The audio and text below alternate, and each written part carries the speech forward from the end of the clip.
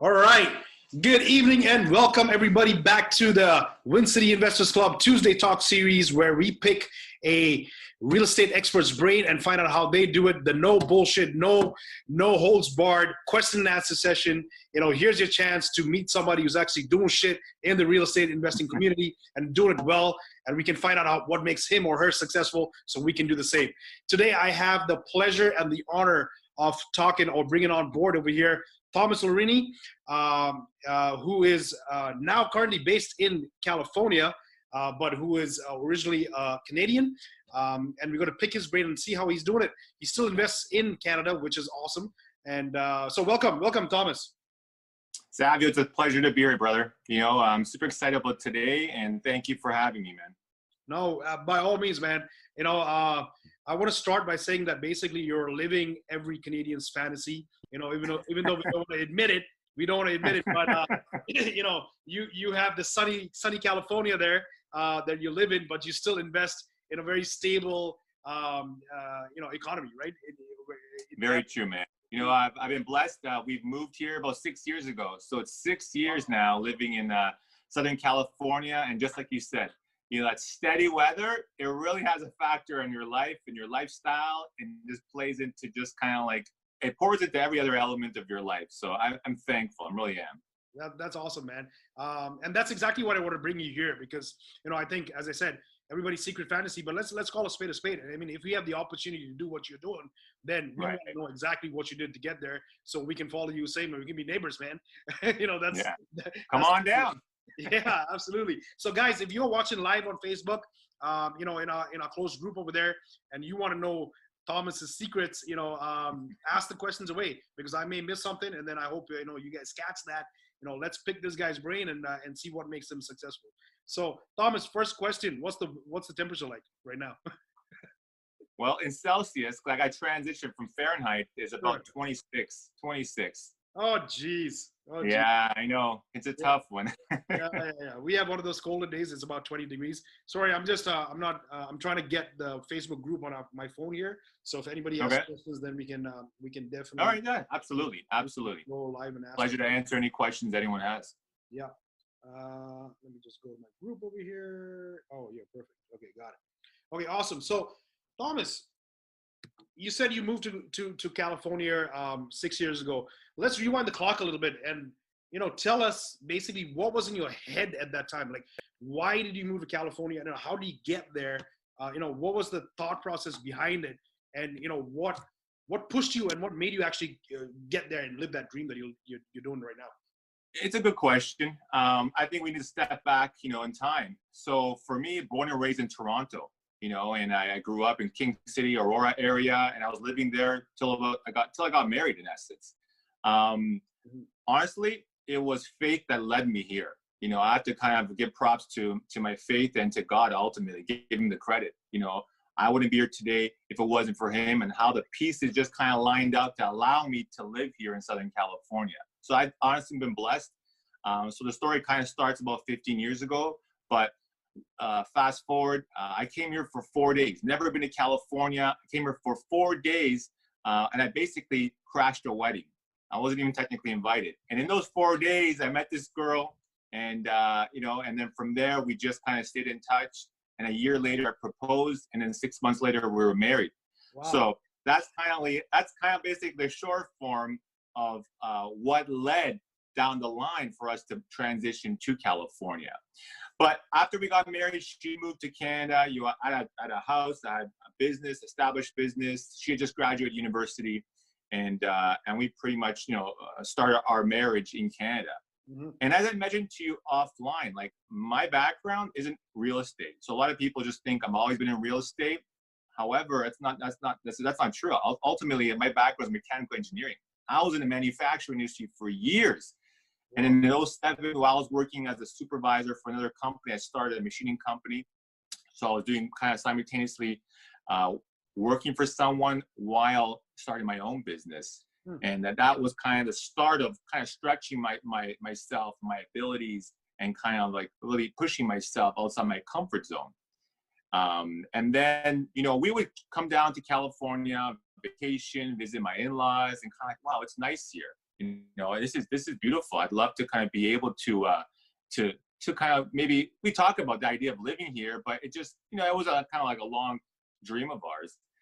But then, you know, I would invest in real estate on the side and, you know, pick up a property here and then a buy and hold, and then slowly start building a portfolio.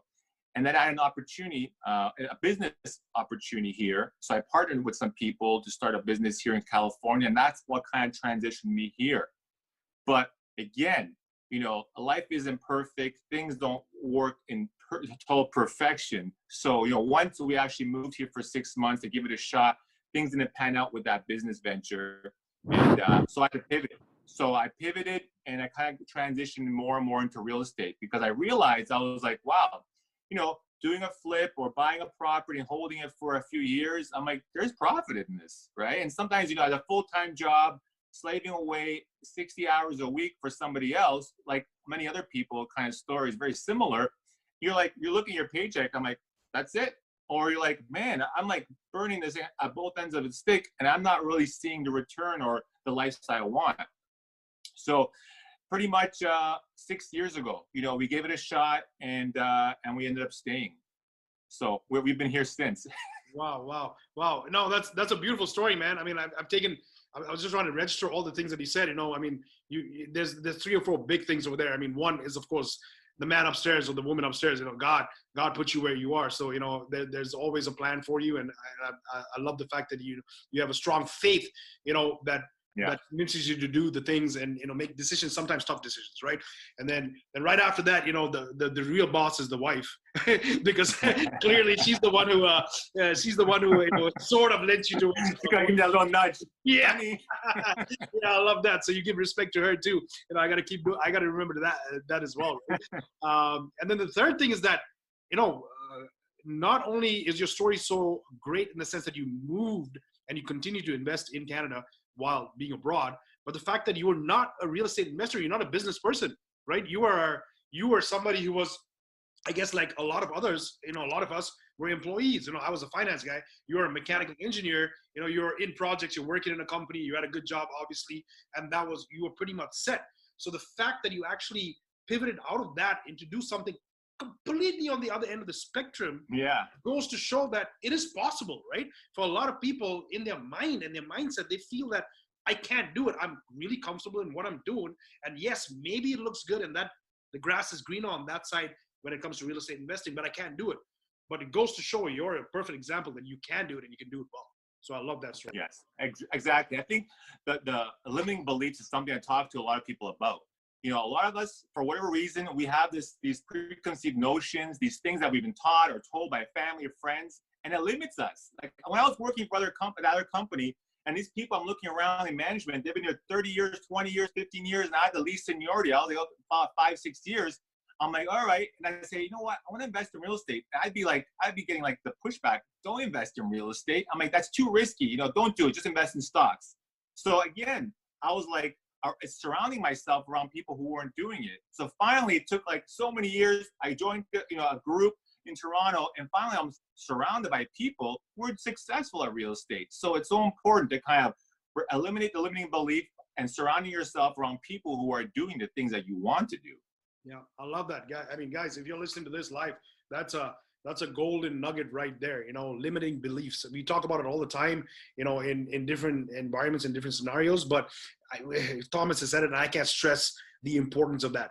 Don't say something or believe something is not possible, right? If you can't try it, you know, it'll always be impossible, right? So if you don't take the shot, you're never going to make the shot, right? You're going to miss all the time. So, I love that. I love that. So Thomas, let me ask you. So before 6 years ago, before you actually moved physically to California, what was your portfolio like? I mean, did you have many investments at that point, or were you just not that many, to be honest? So I purchased my first property in 2004. My principal residency, and I lived in it. I put a tenant in the basement. I've shared that story plenty of times. It was my first taste of being a landlord. So that tenant in my basement lived with me for about 5 years till I got married. He paid my mortgage. I was able to save some more capital. And then once I got married, we kicked him out. And then eventually I bought a duplex. What's that? She kicked him out. Yeah, pretty much. I'm like, you've been a great tenant, but the wife's here now. You gotta go. So I ended up pulling a HELOC out of the house and bought 2 properties. I bought a single duplex in Hamilton, and then bought a single family in Hamilton. So that was my basically my portfolio for a long period of time, till about the time we were moving to California. That first property, that first rental property, the duplex, really kicked me in the butt. You know, it was a 1 year of just like challenges, from like basement flooding to tenant issues to like you know, getting taken for a ride by the contractor. It was it was very challenging. I even put the house on the market to sell it because I quit. But thankfully the property didn't sell, and I still own it today. It's like 3 times, you know, in terms of value. You still own it. Wow. Yeah. That's a lesson. Yeah. I put it on the market. I'm like, I want to sell this thing. I'm done. And then my agent's like, you know, a month goes by, a month and a half. He's like, well, maybe it's our price point. Maybe it's just the timing.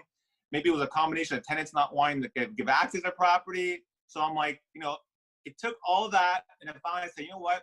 I'm going to give this another shot. So I said, let's take it off the market and let me like kind of roll up my sleeves and let me really figure this out. And then from that time, I rarely sell properties. I pretty much am more buy and hold, you know, type of investor. So we transitioned. We moved here to Southern California in 2014, I think December. And just before we moved, I bought 2 condos downtown Hamilton.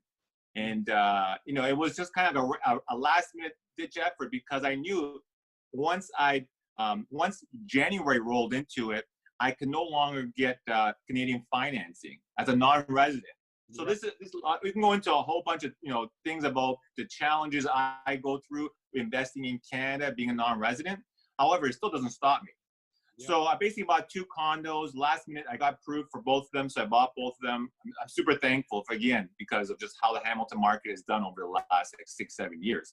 Yeah. And then we moved here, and that's when things started really picking up, because although I was in California, people started noticing me that hey, you've been buying all these properties, you know, in Toronto and Canada, you know, whatnot.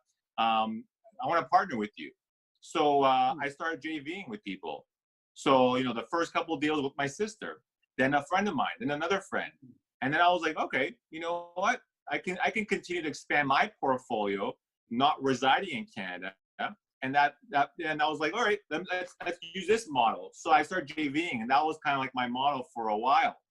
And then again, wholesaling is something that, you know, again, I know we want to talk about that, but this whole idea of wholesaling, I did a little bit prior to this year, but this year I really kind of added it as my overall game plan, as a strategy I kind of incorporated, and it made it a little more serious. Before it was kind of like I just did, you know, one here, one there, but now this year it's really been an effective strategy. And again, you know, as an investor, you can probably, you know, agree with this. It's not just one strategy. It's understanding the plethora of different strategies. And it's just like, you know, you're equipping yourself. I got a handgun, a machine gun, I got a sword, you know, like you're a soldier, right? You're going to war. You don't want to have one handgun. Yeah. What if you don't have ammo? It's like you got nothing else. So you got to be able to be fully equipped. We're Canadians, bro. We don't have that many guns, you know. Never mind. I'm really tempted to get a gun, man. You know, down here, people are always talking about, oh, I got a gun. I mean, wow, I'm still Canadian. I'm not used to that. People just walking around with guns. Yeah, but it's a great analogy. If you're going to war, you better have the weapons, you know, to protect yourself and to attack.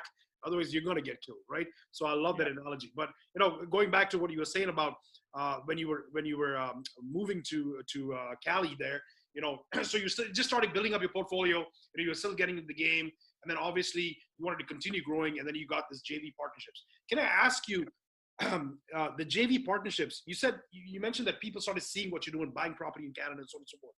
Did you make any conscious effort to actually go out there and publicize what you were doing, or it was just family and friends or something like that? Initially, just family and friends. You know, like social media wasn't what it was today. For sure. You know, at that time, I was just pretty much, you know, like people would just reach out to me, hey, how you doing? Or like, oh, I saw you did that deal, good job, stuff. And then I would just be talking about real estate, because I started doing these deals. Like, wow, you know, like I'm doing another deal. So like a friend would be like, you're doing another one? Like, how did you do that? How did you qualify for another loan? The whole idea of qualifying for multiple loans was one of the main topics that kept coming up.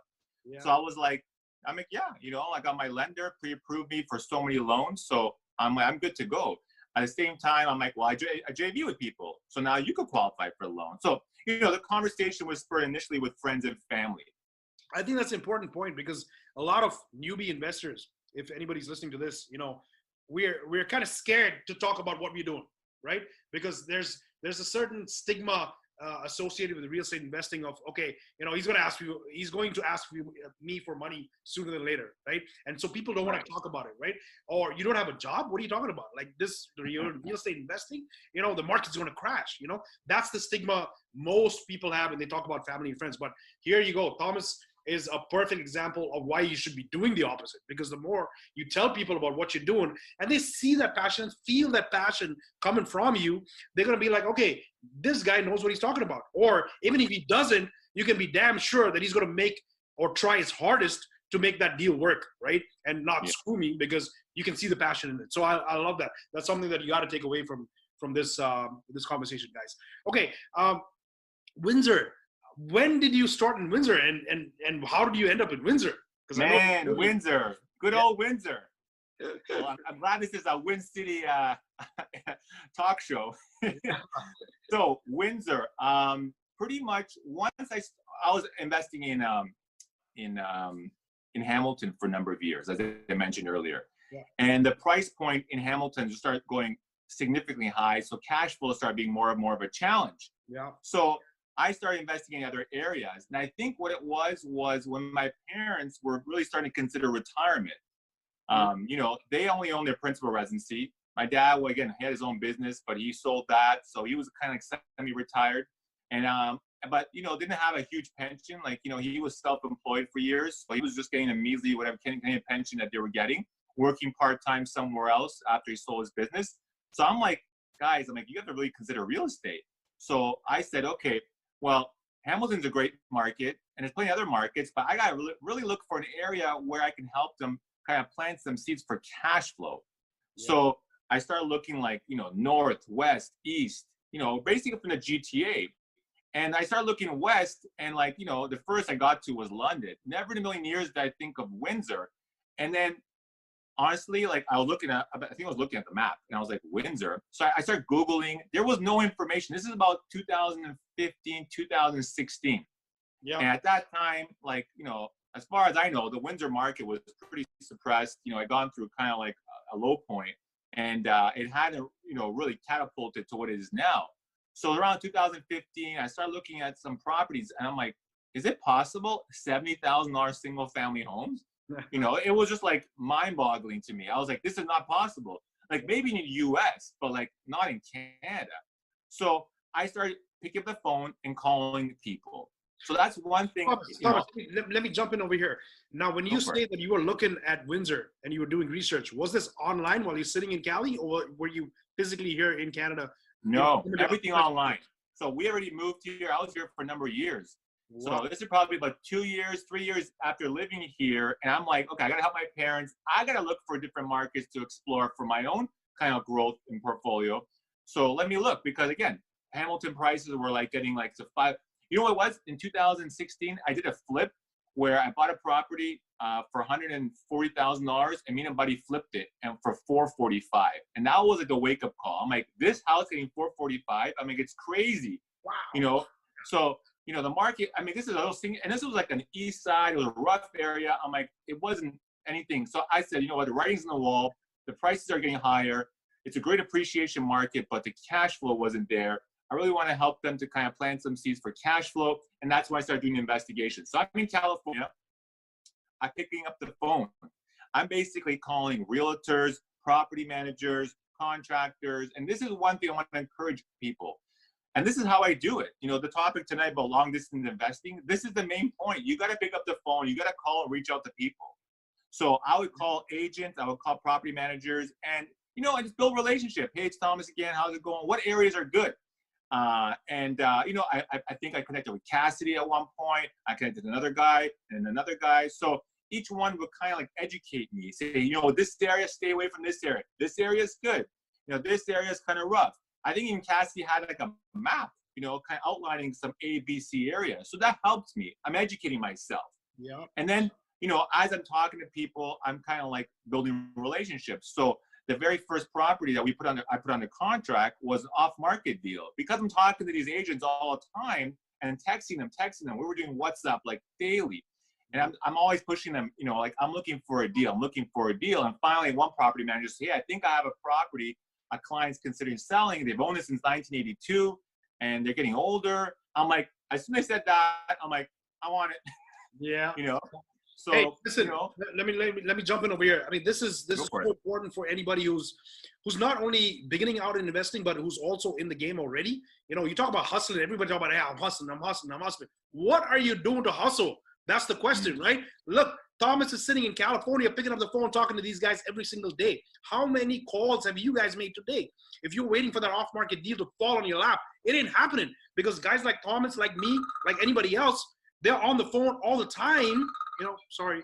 Oh, talk about somebody hustling. See, they're calling me trying to find a deal. What's wrong with these guys? You know, but yeah, you know, these guys, you know, we're on the phone, guys, every day. We're not sitting around doing nothing. You got to get on the phone. You got to make the relationships. You got to keep bugging these people so much. So, and Thomas, correct me if I'm wrong here.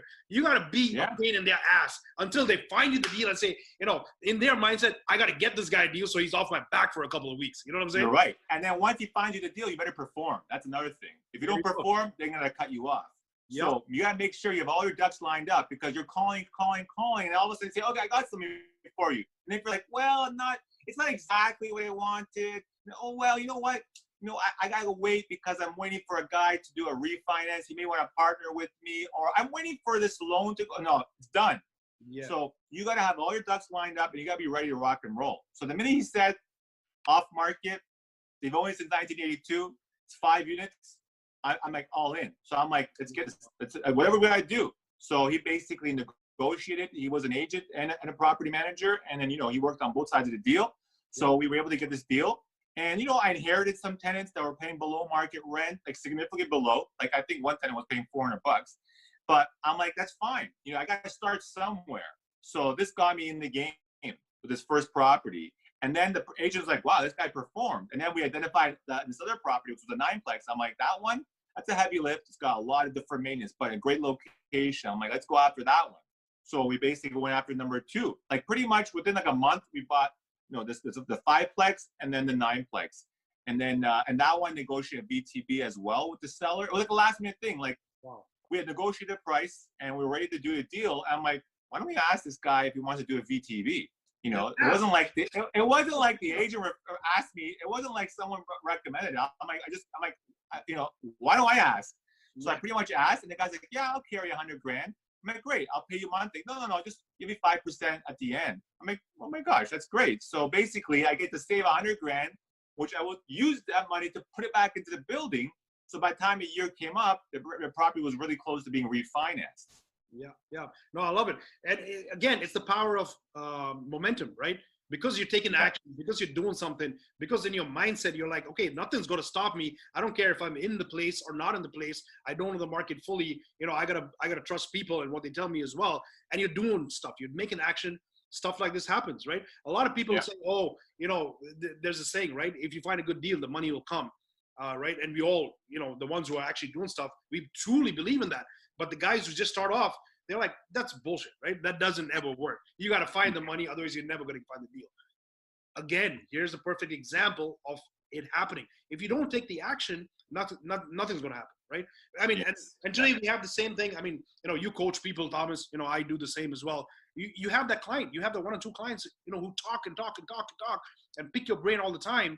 But now when you bring them the deal, they're like, oh, you know, there's something, you know, something wrong with it. It's got tenants or whatever, right? You got to build the momentum. The momentum, if you build that, the universe, God, whoever you want to call it, is going to give you what you want, and is going to give you that success. So I love that story, man. So you went from a 5-plex to a 9-plex, and then your portfolio just kept growing. What did you do for property management? Like, how were you managing these things from afar? That's a great question. Honestly, I self-manage a great portion of my portfolio from long distance, and that comes up a lot. And I'll tell you why. So once I figured out I could manage my properties. No, how more than why. How and why? Yeah, for sure. Why for sure, but I want to know how, man. That's the Exactly. Okay, there. so pretty much once we moved here, I thought about hiring a property manager for my Hamilton portfolio, but I was like, you know what, let me see if I could do it. So I started, just I have my tenants in place. Even the house in Aurora, north of Toronto, I rented that a principal residency. So I rented it out. I'm like, I could do this, and then if there's a problem, that's when I will start considering like handing it off to a property manager. But what I discovered is that when you buy these smaller 1 to 4 units, especially the single family duplexes, you're not gonna, once you renovate them and you've done a good job in screening and finding a good quality tenant, they're not going to bug you that much. I found that these people, most of the time, they just want to live in peace. They want to not be bothered, and my ideal tenant is like kind of working professional or like an older individual, like someone who's not retired, but maybe 10 years out from retiring, where they don't have many kids, and it's just low maintenance. They're not going to bug me. Someone in their 20s or 30s, young professional, they're getting their feet wet into the working world. They're just moving out of mom and dad's house. They want a nice place for themselves. They make decent money, and they're a little more serious and driven and stuff. Those are kind of ideal. So I'm like, okay, a year goes by, 2 years go by. I'm like, great, these properties are chugging along, no issues. So I say, okay, now I'm thinking, okay, once we got this 9-plex, I'm like, all right, we're gonna really need property management, right? So the same the same agent that we utilized, remember I told you, he's got a property management company. So I said, okay, we got 9 plus 5, we got 14 units. I'm like, in Windsor, no one was living. I wasn't living there. No one I knew was living there. So I said, we're gonna probably need you for property management. So let's get this property in the wraps. So the first 6-7 months was all contractors dealing with renovations. But once we switched and the units were ready to get them leased out, we went into the property management kind of contract mode. And honestly, it was a very bad experience. It lasted about 3 months, and it was a disaster, from double bills, from like a really poor accounting process, the communication, because it was like, oh, I have other people, my other division handling kind of like that part of the business. I'm like, oh, I thought I was deal with you because you're the guy I've been talking to for the last year. Yeah. Oh no, I'm gonna hand it off to my ladies in the office who deal with the property management. And it was just like the tenants weren't happy, I wasn't happy, so I basically pretty much ended it. So I switched. We found another company, and I've been using them since. They find all our tenants, and honestly, again, we've been managing it fairly smoothly, where once the places are renovated, good quality tenant in place, they don't have much problems. Once they want to move out or unit becomes vacant, that's when we get back in touch with the property manager we've been utilizing. Now, we're getting to the point now, like 30 plus units. Now it's like, all right, it's taking a little bit more calls. You got a couple units empty, vacant, or you got some tenants talking, they're thinking of leaving or something. So a little bit more calls are happening in the last, few months, where it's like kind of leaning towards maybe I'm gonna kind of like hire them full time, or get more involved in management. But until now, I haven't had to. So I figure, why not save that money? And if there was an issue, I had guys on speed dial, a plumber, no problem. A contra handyman, no problem. So I had these resources that you can go there to fix the issue. It's a one-off. And I didn't have to spend like a 10% or 8% every month consistently. Because in general, I'm sorry to say, it's a little bit of a conflict of interest, because they are in business as well as property managers, right? Right. So they need to kind of keep their business afloat. And, it's the same thing I see other landlords, other investors experience. These property managers, it's kind of like they start charging for things that does it really need to happen? Does it really need to be fixed right now? And what ends up happening, I've seen that down the line, once you get a 50, 100 units, you may just open up your own division. And that's where I may end up going. Okay, nice. We want to hear more about that when that happens. But I want to, I rewind the clock a little bit. I mean, you did it differently, right? I mean, it's clear from your mindset, like nothing's going to stop you, right? I mean, you're doing this from afar. You're getting into something that you've never done before. Switching gears completely, switching countries, investing in places that you've never even been to, right? So it's clear your mindset is different in the sense. that you said to yourself, you know what, I have 30 units, but I'm not really going to go into property management or pay somebody to manage those units, or you tried and you failed, or it failed, you know, you were ready to take on that risk and the work involved to actually do it yourself. And Right. that's super important, because I think, you know, through that process, and please correct me if I'm wrong here, I think it was a learning process for you as well, right? To say that, okay, you know Absolutely. what, if I'm buying these things from afar, I can manage it from afar as well. It just means that I gotta expand my power team. As you said, you know, have the plumber, have the handyman, have the electrician or whoever in your portfolio that you can call upon and say, go and do this and go and do that. Because Right. honestly speaking, you know, once you grow your portfolio, and those initial fears that you have when you start off, they kind of disappear with experience, right? The more Yes. experience you get, and the more toilets that you have to get fixed overnight, you know, and you do it and you accomplish it, you think to yourself, oh, what, you know, it's not too bad, I can do that. But you know, in Right. your sense, I like the fact that you're banking the 10%, you know, for all these years before you get Hmm. mammoth size that you got to say to yourself, okay, maybe I got to employ my team now. So Right. so that's Right. And I think, you know, it's a little bit of a game. How I challenge myself sometimes in the sense of like, how much can I handle? How much can I push myself? yeah, And it's part of the growth, right? If it gets to a point where it's completely overwhelming, then I'll be like, all right, I gotta delegate that. I gotta hand it off. So, you know, and maybe it's coming to that point, but until now, it's like anything. All these experiences from, you know, moving to a new country, to starting new business, to, you know, doing real estate from long distance, it's pushing myself. So I think ultimately we need to constantly be pushing ourselves outside our comfort zone, because that's when we grow. That's when we're going to learn. If I didn't, I'll just be comfortable just maybe buying one, keep that property in like Hamilton. That's it. I got one rental. I'm fine. But it's like figuring it out, you know, like it's like a puzzle. Like, okay, what's the next piece? All right, how do I do this? Now I'm getting to like multifamilies. How am I going to do this? You know, I'm just figuring it out. yeah, no, I love it, I love it. And if you don't, again, it's momentum. If you stop, that's it, you're done, right? You're done. And Yeah. then, you know, you might pivot to something else, and then you got to start all over again. So why not, you know, get to the end of to the finish line in this case. I'm just going through Yeah. the questions and the comments over here, Thomas. So we have Sure. actually Tammy on board. She asks a great question over here. I've been hesitant to jump into a JV, a joint venture partnership. How do you know you're getting into a good partnership? What are the things to look for? Great question. Ooh, that's a great question. Yeah. Ultimately, at JV, you're basically you're in a relationship with that other individual. So you need to have a good kind of filter system. You're gonna have to get to know that person. You don't just want to meet a person first time and say, okay, let's get in a partnership, because you're ultimately marrying that person for like who knows how many years. You know, most JVs they go like, okay, we're gonna have a 5-year commitment. And after 5 years, we may sell it, refinance it, or buy each other out. So if you don't know that person enough, you may be, you know, you may fall into a trap. So I think you need to have a nice list of questions to ask. You know, something I used to prepare for every JV meeting is like a certain amount of questions to kind of understand who they are. You know, what are their goals? Do they line up with mine? Some background story in terms of how much capital they have available.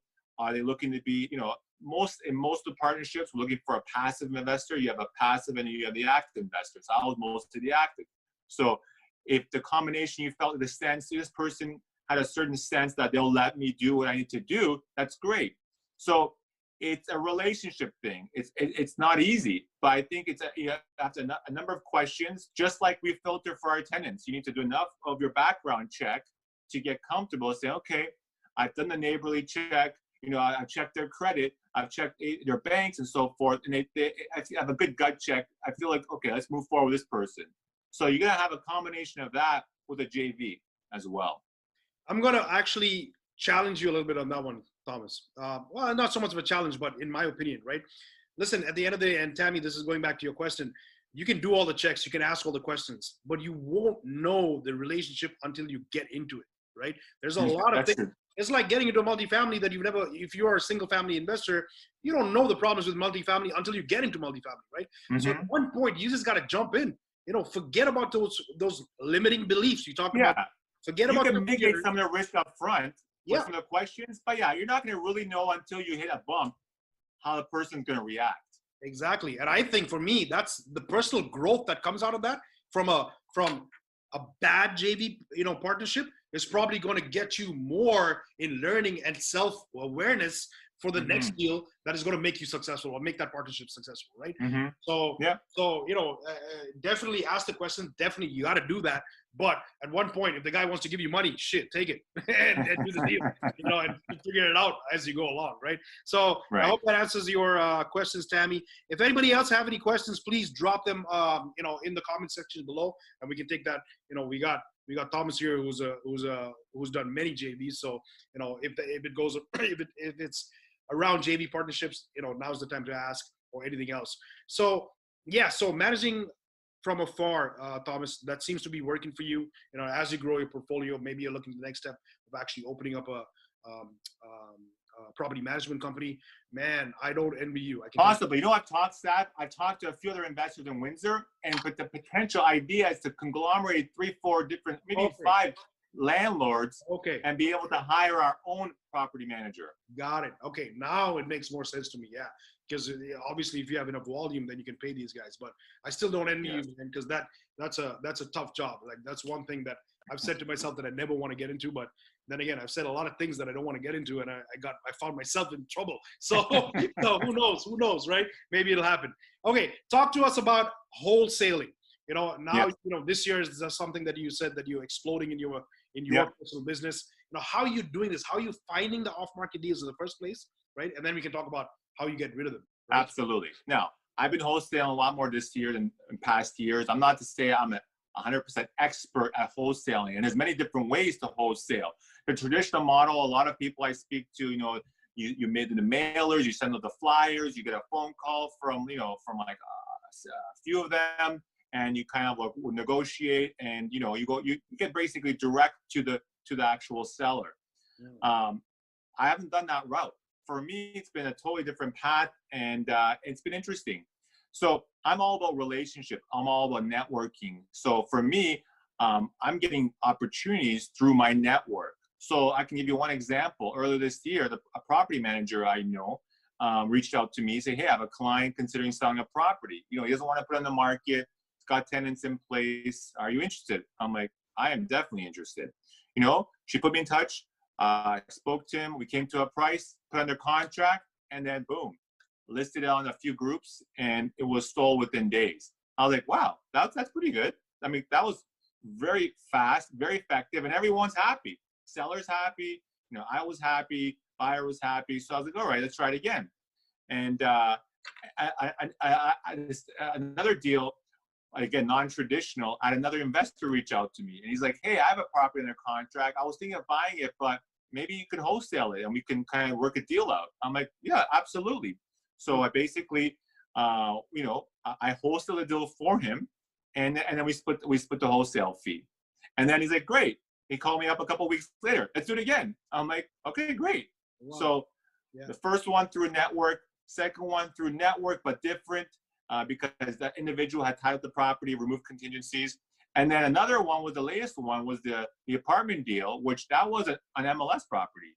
So a lot of times people are like, "Oh, well, MLS properties, how do you wholesale them?" Or, is there enough a range? So bottom line, there was a property on the MLS.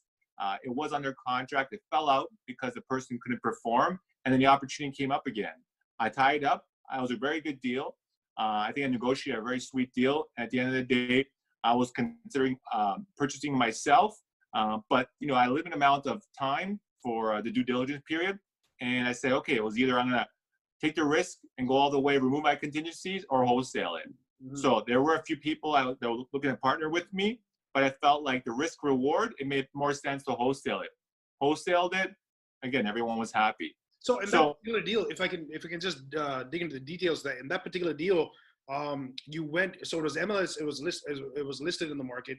You put in an offer, but you had conditions on the offer, right? And one of the conditions is basically having a long inspection period or due diligence period because it's a multi. Correct. The most common contingencies are your loan contingency and your inspection contingencies. If you could stretch those out, it makes it more in your favor as a buyer. Right. So. Okay, I love it. Okay. Was there any more examples you were giving before I give my thoughts on that? No, so one thing about MLS I'll just kind of add is it's interesting because I went through a realtor in Windsor and he was kind of getting a lot of heat. And it's interesting because at the end of the day, the seller got what he wanted. Yeah. I got what I wanted, and the buyer got what they wanted. It was a win-win scenario. A lot of times the heat was coming from other agents who missed the opportunity, or other people, other investors missed the opportunities. And they were kind of like giving him heat. Oh, why? What's going on? Or how could he do that? Blah, blah, blah.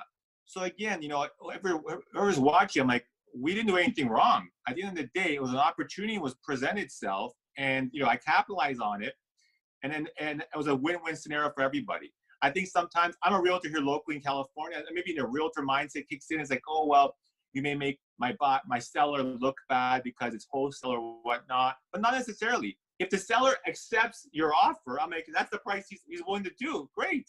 Now, if the buyer is able to find someone else to buy it for more, I'm like, what's wrong with that? You're getting the price that you wanted and agreed to. Yeah. You know, so again, it's the mindset that a lot of times people have. It's like, well, this wholesaling thing, you're marking it up, or you know, but I'm like, hold on a sec, let's walk through it. If everyone's happy, there's nothing wrong with it, and we're not doing anything illegal, then we should be all good. Yeah, no, absolutely. We can have a separate discussion on wholesaling. You know, that'll be another 2 hours for sure. Right. You know, and trying to convince people why it's okay, and you know, you can still make money. But what I like about this thing is that, listen, you wholesaled a few deals now. I know for a fact in this year at least 2 or 3. Four. There you go. Yeah. And in Windsor, but you're not even marketing the traditional way of marketing, right? These deals are coming to you, right? And they're dropping in your lap. And that's so important for people who are, you know, wanting to get into wholesale. I talked to, not a student, but, you know, somebody who wanted to pick my brain the other day about wholesaling. She wanted to start wholesaling in Windsor. And, you know, I was like, you know, and what do you do? And you got to market it. You got to spend all this money, flyers, so on and so forth. No, you've just showed us an opportunity, another way to do it. If your network is strong, if you are continuously in the networking mode, that everybody you talk to knows what you're doing, knows what you're looking for, these things are going to happen. So, you know, it's a beautiful message for anybody who wants to start in wholesaling or find a deal even for themselves off market. You know, It's not about going and spending money on Facebook ads, on advertising. You got to go and talk to every single person out there in the market that you are. Thomas is doing it in Cali. You know, shame on us if you're not doing it over here. And he's getting off-market deals when he's not even in Windsor. God damn. You know, and I tell people, I'm like, you need to do a little bit different than the traditional letter drop, because that's becoming more and more, it's becoming a strategy overused, overplayed. I was talking to someone a few weeks ago. They said they want to drop a letter. There was 3 other letters very similar in the mailbox. Yeah. So, you know, you're gonna have to be more creative, in my opinion, to find more and more deals down the line, especially if you're a newer investor. But just like you said, if you have a good network and you can hustle, and let people know that this is what you're looking to do, you may be surprised what's actually low-hanging fruit available. Yeah. These 4 deals, Thomas, what you did in Windsor, they were all multifamily, like all 5 and above units? No. Triplex, duplex, and 12.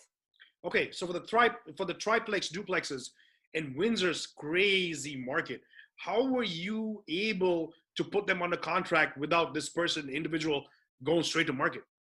What did you do? Again, the first one was, again, off market. The investor didn't want to go on the market. You know, he just didn't want to put the house on the market because he had tenants in place. He didn't want to deal with, like, you know, showings. He'd rather basically work with another investor as long as he got his number. I said, what's your number? Right. I matched his number. We signed papers, put under contract. Nice. So at the end of the day, he was happy. He reached his number. He didn't have to struggle and, you know, go down this, like, you know, constant people wanting to view the property and giving notice to tenants and that sort of thing. So that was that deal. The other ones were other investors, you know, that tied up the property. So they got the property under contract and reached out to me to help them to wholesale it. They use your network. Yeah. Because again, and how you wholesale is a whole other I guess skill set. You know, once you have the property under contract, what do you do with it? How do you wholesale it? So there's a whole other realm of hustling and preparation and showcasing that's involved, like from emailings, groups, follow-ups, conversations, emails, like documentations, and just constant. Like when I did my first one, I probably got 150 emails, and I'm following up with each individual, you know, until you're finding the ones who actually can perform and willing to perform. So you narrow it down 150 to like 4 or 5 real players, and then you kind of say, okay, yeah, which one's legit? Let's move forward and move towards closing this. But you got to do the work from the 150 to the Yes. 4 or 5. I think a lot of people, you know, a lot of us give up. If they put it on the market, they put a blast, they put it in a few groups, not really a lot of response. You know, maybe there's a lot of response, but they don't want to do the work to answer each one of these. I think there's a lot of opportunity lost by not following up. And I think that it shows, you know, if you're a wholesaler or if you want to get rid of a deal off market, on market, whatever it is, you got to follow up. If you don't follow up, how do you know if these people are actually, you know, interested or not, right? And maybe you're putting money on the table, or you're losing a deal or two. Were you willing to actually close the deals yourself, or were you super confident that you would find somebody? No, I want to close most of these deals myself. Like the 12-plex, I was actually leaning towards closing myself. I had the loan in place and I had everything ready to rock and roll. Just the down payment. I had actually 2 individuals who wanted to partner with me, but we kind of like got to the point where time was running out. It was like days left before my due diligence was expire. And I'm like, man, I don't know if I can, you know, I don't really know these individuals that well. And we were short a couple $100,000. I'm like, you know what? I'm going to take a big chance. So I said, you know what? I had someone lined up to wholesale it to, as is. I'm like, you know what? This is a little more of a layup instead of taking the risk. That to me, would it be worth it? Because at the end of the day, once this property we put under contract, there's work involved. You know, there's more capital required. Yeah. So that sort of thing. Whereas like, okay, wholesale it, move on to the next one. Because I got my own 4-plex right now in Windsor that I'm repositioning it. So I'm like, that's going to take me a few more months. So do I want another one at the exact same moment? You know, so I figured if I'm able to wholesale it, cash in the chips, and move on. That's what I did. I love it. I love it, man. That's an awesome story. Going through the questions and comments over here. We got Nasser online over here. Oh, this one's for you, Thomas. So it says, Thomas, are you coaching others? I see many others are coaching, but you have a unique way. That's a great compliment, man. Right there. Well, I appreciate that. You know, I don't have necessarily a coaching program, to be honest. You know, here locally, I found that meetups are very common. So after years of being here, I noticed there wasn't one that particularly helped guide people. Like most of these meetups were like these, like you go to it, you listen to a speaker, they give you a bunch of flyers or information. If you want to sign up, buy their program. But then you go home and you're like, now what? So for me, I started something called the Real Estate Wealth Academy. It's a group, and most of the people are local. There's also some people from Canada part of it. But the main gist of it is I created it in essence to provide somewhere where people can come, because this was a live place where I hosted the event, these workshops, educate them on real estate investing. But the caveat was like, I'm going to offer something which these other clubs don't, where it's one-on-one. I'm going to follow up with you, set up a time, one-on-one, kind of like an understanding of where you're at in your life, and let's put a game plan together. And I'm not going to charge you anything for it, because at some point, you're going to transact a deal. I'll represent you as your realtor, and then I'll get paid by the seller. So locally, that was working great, you know, until COVID. So I had to transition everything more to online. But people will come, you know, I get 25, 30 people show up, and I basically have their all information during the week, just set appointments all week long. So every day, 2, 3 people from the event, I'll be sitting down with them. Okay, tell me your story. And they'll tell me, like, you know, I'm married, I got a house, or I'm renting right now, and I'm at a job, or this is how much I make. I said, well, for you, it maybe makes more sense to kind of like purchase a duplex. For someone else, maybe because of your budget, you maybe have the house hack, whatever the strategy was. Or some people actually invest out of state, you know, because of price point, that sort of thing.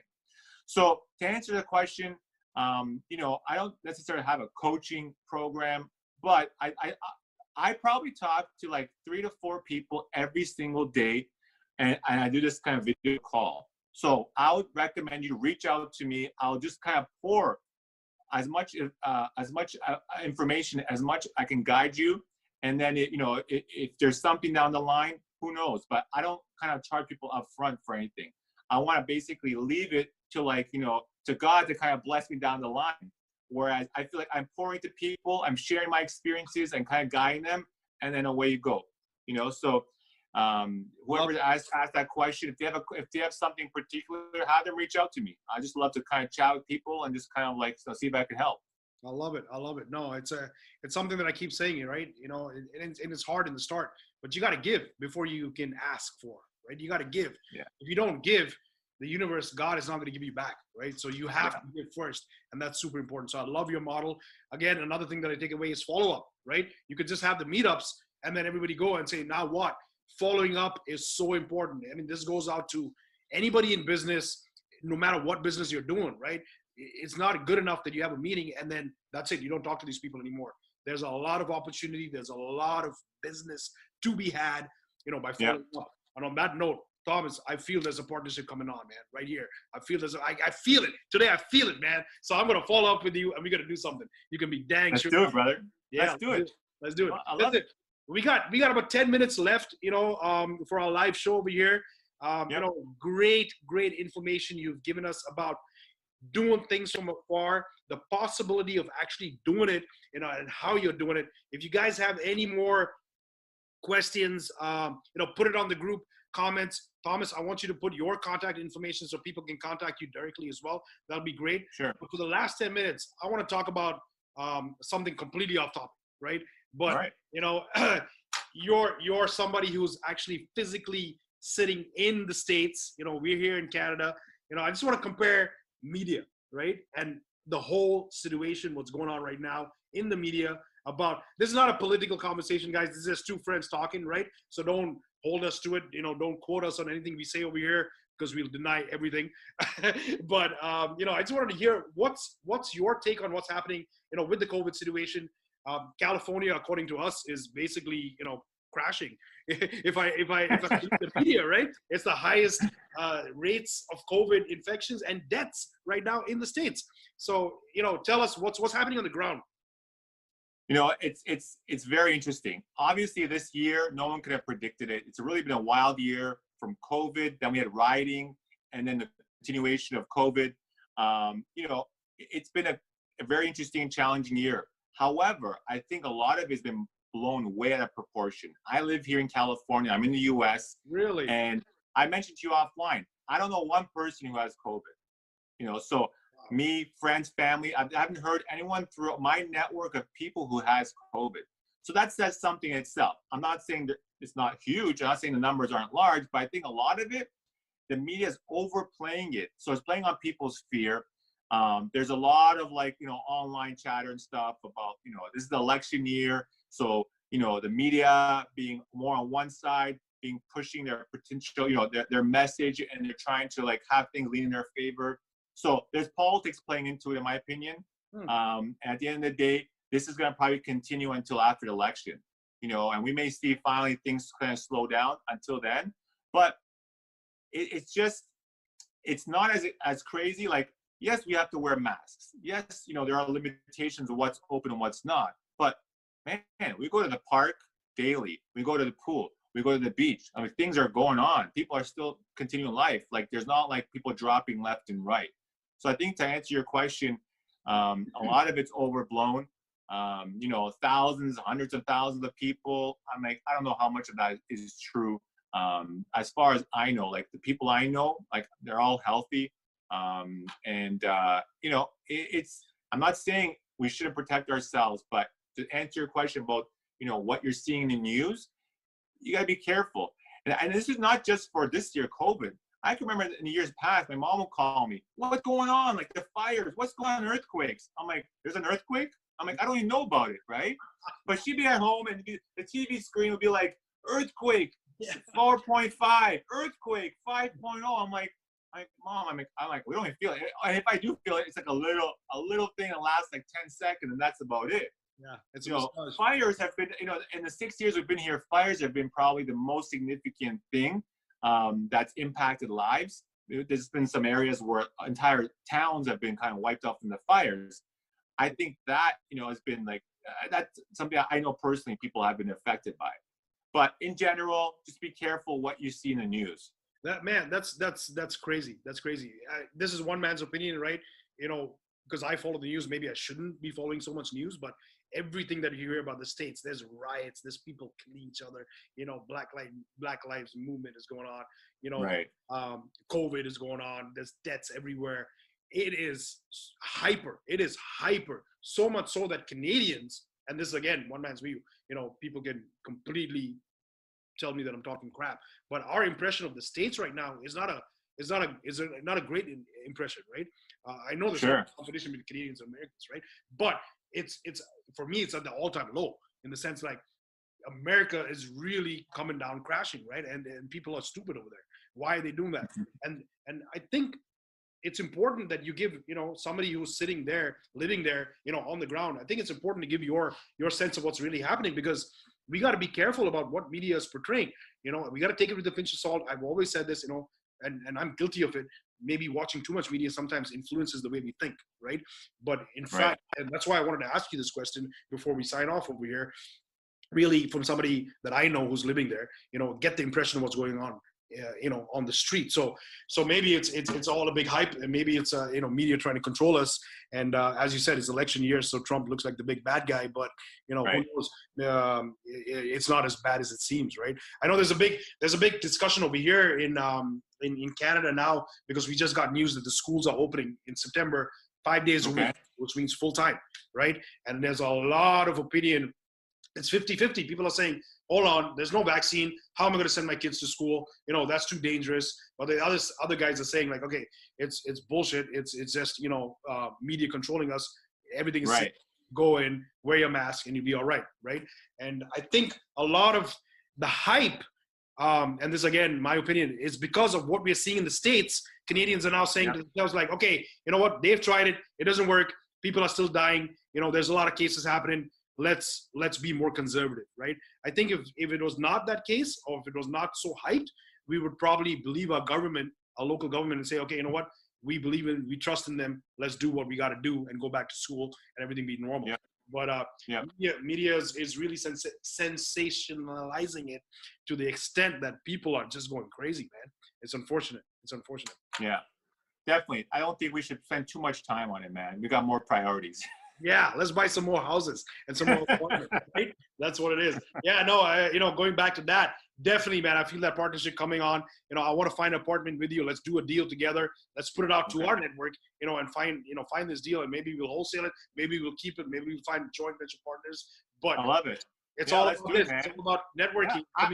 And by the way, I'm trying to come over there, once like things open up, because the borders have been closed for months now. But I was supposed to come back in like March and then postpone to like June. Now we're in August, so hopefully I can come there soon enough, and we can sit down and have lunch or dinner and kind of like break bread and kind of go into some opportunities and just kind of like talk more and see what comes out of it. But I definitely would love that, man. Absolutely, man. Absolutely. Awesome, Thomas. This was a great conversation. We're definitely going to have you back. There's so many other topics that I was thinking about, while we were talking. You're a Canadian investing, well, now you're a U.S. Citizen, investing in Canada. There's a whole discussion about that. How do you do cross-border in investing, taxes, capital gains, all of that other stuff. So maybe we'll bring you back and we can have a session directly, specifically for that, for somebody who wants to. As you know, I invest in Detroit as well. So, somebody who wants to invest cross-border, that'll be a good conversation to have. And so we're definitely going to have you back. Thank you so much, man, for coming on. Thank you. Sharing your knowledge, man. And spreading the word about real estate investing. I really love it. Put your contact information out there in the comments below so people can get in touch with you. And guys, if you're following the live, this is what we do every Tuesday night. We bring a real estate investing expert, pick his brain or her brain to find out, what they're doing to make them successful. Join us next week. We're going to have a whole load of people. We're going to be talking about the Windsor market in real estate, realtors. We're going to bring them back on board. We're going to be doing discussions about mindset and how you can break free from those limiting barriers. We're going to be talking about specifically, the flip strategy, the burst strategy, additional dwelling units. There's a course coming up for that. So there's a lot of good free information, no holds barred. You got to get the truth, no polishing, no upsells, none of that stuff. Come on board. Tuesday Talk Series on Tuesday nights on the Windsor Investors Club. Thank you so much, everybody. Stay apart and stay safe. Thank you.